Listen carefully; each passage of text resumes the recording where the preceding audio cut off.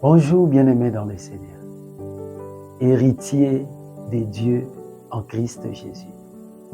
Tu l'es, je le suis, nous le sommes tous, comme nous l'avons vu lors du précédent numéro. Que Dieu vous bénisse. Nous avons fini lors du précédent numéro par une question. C'est quoi cet héritage? Et nous avons déclaré que selon la Bible, selon Éphésiens 1, 18, cet héritage est tellement grand. Paul parle de la richesse, qu'il est riche. Il parle de la gloire. Il est glorieux cet héritage. Mais c'est quoi exactement cet héritage? La Bible est claire à ces sujets. Tite, chapitre 3, verset 7. Je lis.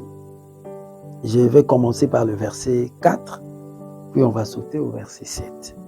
Verset 4, la Bible déclare « Mais lorsque la bonté de Dieu, notre Sauveur, et son amour pour les hommes ont été manifestés, verset 7, afin que, justifiés par sa grâce, nous devenions en espérance héritiers de la vie éternelle. » Notre premier héritage, c'est la vie éternelle. Nous l'avons déjà maintenant, mais c'est en espérance. Et nous attendons le retour de Jésus.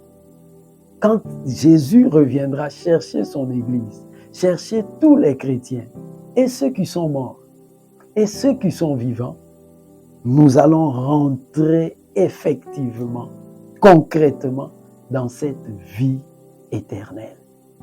C'est notre héritage. J'ai la vie éternelle, tu as la vie éternelle, toi qui as cru en Jésus. Persévérons dans le Seigneur pour rentrer véritablement dans cette vie éternelle. Et cette vie éternelle est aussi appelée le salut. Le salut. Nous sommes sauvés en espérance. On attend le retour du Seigneur Jésus pour rentrer véritablement dans ces saluts. Et Hébreux 1,14 nous dit que ce salut-là, c'est un héritage, c'est l'héritage que Dieu a réservé pour nous. Et là, vous voyez, c'est spirituel. Nous allons les vivre concrètement. Enfin, présentement, c'est encore spirituel. Quelqu'un peut se poser la question de savoir, mais est-ce que cet héritage n'est que spirituel? Non, gloire au Seigneur. Il n'est pas que spirituel. Cet héritage est aussi physique, financier, matériel, professionnel, tout ce que vous voulez. Et ça, nous le trouvons dans Marc 10, du verset 28 au verset 30. Et là, c'est le Seigneur Jésus lui-même qui le dit.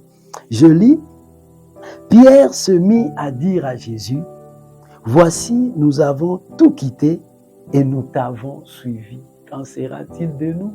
Qu'allons-nous gagner avec toi? » Jésus répondit, « Je vous le dis en vérité, il n'est personne qui, ayant quitté à cause de moi et à cause de la bonne nouvelle, sa maison, ses frères, ou ses sœurs, ou sa mère, ou son père, ou ses enfants, ou ses terres, ne reçoivent au centuple, présentement dans ces siècles-ci, des maisons, des frères, des sœurs, des mères, des enfants et des terres, avec des persécutions, et dans le siècle à venir, la vie éternelle. Nous revenons sur la vie éternelle. C'est notre héritage. Mais avant la vie éternelle, le Seigneur parle de l'héritage qu'il a réservé pour nous sur cette terre même. Quand nous suivons Jésus, nous abandonnons beaucoup de choses. Nous délaissons beaucoup de choses. Nombreux chrétiens ont perdu beaucoup de choses. Mais ne vous en faites pas. On a un héritage en Jésus. Et cet héritage ne concerne pas que le ciel. Ça concerne aussi la terre, les choses de cette terre. Donc, dans notre héritage, il y a la vie éternelle, notre salut en Jésus. Et 2, les choses de cette terre.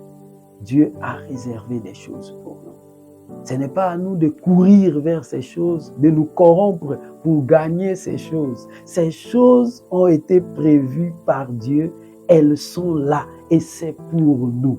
En restant fidèles au Seigneur, en faisant notre travail avec crainte du Seigneur, nous saisirons ces choses. Elles sont déjà nôtres. C'est notre héritage. On ne se bat pas pour un héritage, c'est un droit. Tu l'auras, tu le vivras, tu l'expérimenteras cet héritage. Que Dieu te bénisse au nom de Jésus. Amen.